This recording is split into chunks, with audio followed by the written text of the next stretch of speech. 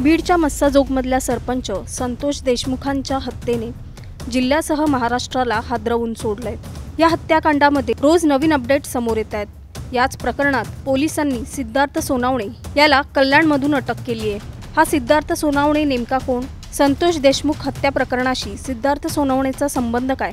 पोलिसांनी सिद्धार्थ सोनावणेला अटक का केली? या सर्व प्रश्नांची उत्तरं या व्हिडिओतून जाणून घेऊया। त्यासाठी हा व्हिडिओ शेवटपर्यंत पाहत राहा आणि टाइम्स नाऊ मराठीला फॉलो, लाईक आणि सबस्क्राइब करा।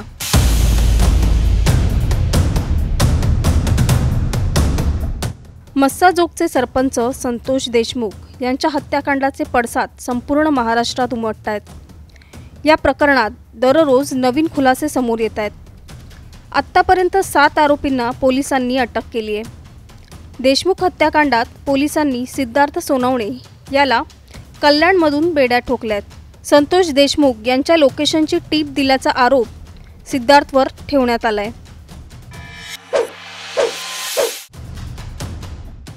सिद्धार्थ सोनावणे संतोष देशमुख हत्याकांडातील मुख्य आरोपी सुदर्शन घुलेचा मित्र असल्याचं बोललं जातं। ज्या दिवशी हत्या झाली त्या दिवशी केज शहरातून सरपंच संतोष देशमुख आपल्या गावी निघाले होते।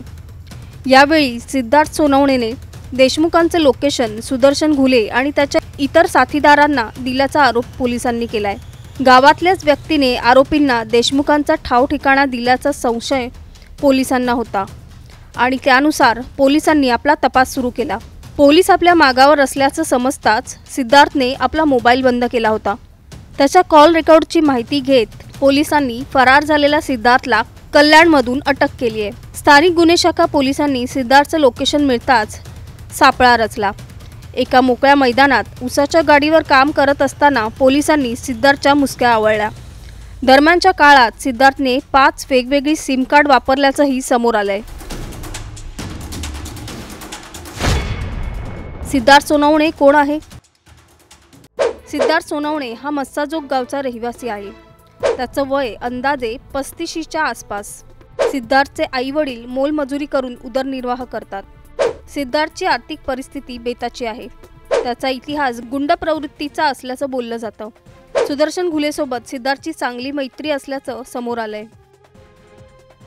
9 डिसेंबरला संतोष देशमुख यांचं लोकेशन सिद्धार्थ सोनावणेने आरोपींना दिल्याचं बोललं जातं। त्यानंतर सुदर्शन घुलेसह इतर सहकाऱ्यांनी देशमुख यांचं अपहरण केलं आणि मारहाण करत संतोष देशमुखांची अमानुषपणे हत्या केली। देशमुखांच्या अंत्यविधीला आणि रास्ता रोको आंदोलनात सिद्धार्थ सोनावणे उपस्थित राहिल्याची चर्चा आहे।